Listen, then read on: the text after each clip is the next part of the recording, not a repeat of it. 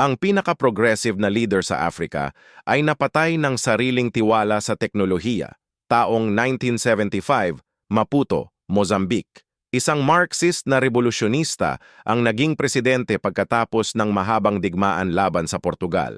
Si Samora Machel ay nanguna sa malaking reforma, nagpatayo ng mga paaralan, ospital, at nagbigay ng pantay na karapatan sa mga kababaihan.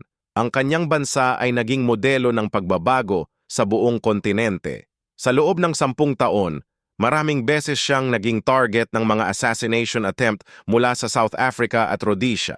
Pero nagtiwala siya sa kanyang Soviet na security system at sa international support.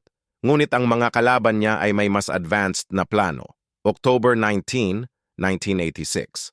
Sumakay si Machel sa presidential aircraft para sa routine na flight. Habang lumilipad sila sa ibabaw ng South African territory, nakatanggap ang pilot ng radio navigation signals.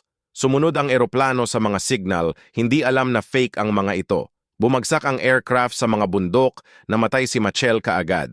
Ang ebidensya ay nagpapakita na electronic interference ang ginamit ng South African agents. Ang leader na nagtiwala sa teknolohiya ay si Samora Machel.